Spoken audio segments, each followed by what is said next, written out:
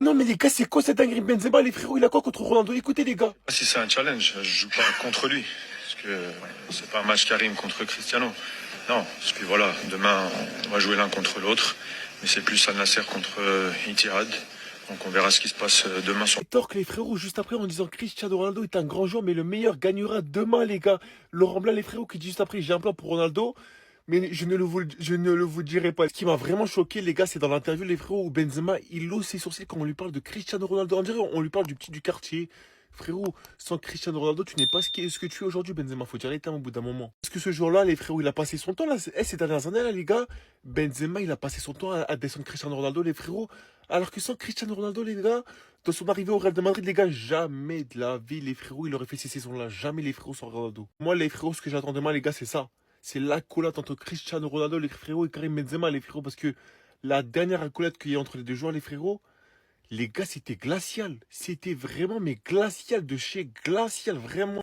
Lamine Yamal s'est fixé de nouveaux objectifs pour cette nouvelle saison du côté du Barça. On apprend aujourd'hui que Lamine Yamal s'est fixé de nouveaux défis cette saison, marquer plus de buts et tirer plus de coups francs et de pénaltys. Donc bien sûr, s'il prend plus de pénaltys par exemple, il pourra bien sûr gonfler ses statistiques en termes de buts. Et toujours avec lui, une petite photo de Lamine Yamal avec ce maillot. Vous dites, mais c'est quoi ce maillot? Ça devrait être le maillot d'échauffement avant les deux classicos prévus cette saison. On va parler cette fois-ci de Robert Lewandowski. On apprend aujourd'hui que le Barça pourrait renouveler le contrat de Lewandowski jusqu'en 2027. L'option n'est pas exclue, donc pour l'instant il a un contrat jusqu'en 2026. Il fait encore un an, ça c'est sûr. Et il pourrait peut-être avoir une autre prolongation d'une saison supplémentaire, l'attaquant polonais. Des nouvelles également du jeune Marc Casado. On pense que son temps de jeu sera quand même très réduit cette saison. Et le Real Betis s'intéresse fortement à la situation du milieu du FC Barcelone. On va parler cette fois-ci du nouveau gardien du FC Barcelone, Juan Garcia.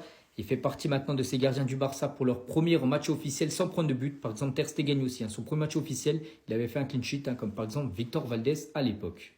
Et on finit aujourd'hui avec la situation d'Oriol Romeu. C'est qu'on n'a pas oublié. Ce joueur, n'oubliez pas qu'il appartient toujours au Barça. Et le Barça devrait résilier le contrat d'Oriol Romeu en payant une partie de la compensation financière requise. Voilà, comme ça, il pourrait être libre. Il pourra s'engager où il le souhaite. Bon les gars, c'est officiel, le groupe du Real Madrid face à Osasuna est enfin sorti. Alors dans les cages, on voit qu'il y a Thibaut Courtois, Lunin et Sergio Mestre.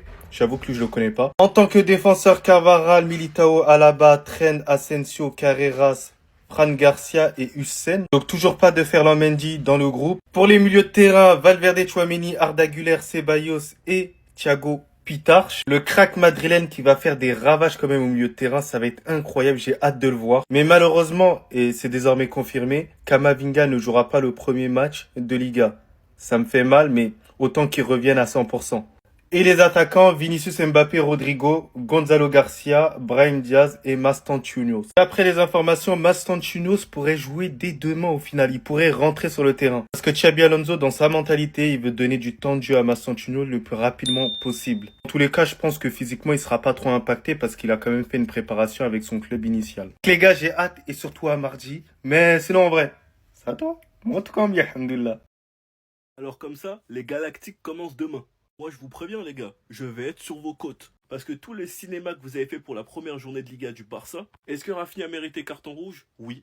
Est-ce que ça aurait changé le match? Non. Est-ce que le Barça aurait perdu? Non. Mais est-ce que c'est la première fois que ça arrive en Espagne? Non. Donc vu que visiblement cette saison vous êtes déchaîné à ce que je vois, faudra garder la même énergie chaque week-end. Et vous êtes prévenus. Parce qu'avec des bouchers comme Tchouaméni, qui a déjà blessé plusieurs fois des joueurs, qui est un réel boucher, un réel casseur, qui a beaucoup trop d'excès d'engagement, qui quasi chaque match frôle le carton rouge, Camavinga et ses excès d'engagement qui provoquent souvent des pénaltys, Carvajal, le CRS, je pense que j'ai pas besoin de vous en parler, il fait son grand retour pendant la Coupe du Monde des clubs, voici sa première action. Il n'y a pas eu carton rouge.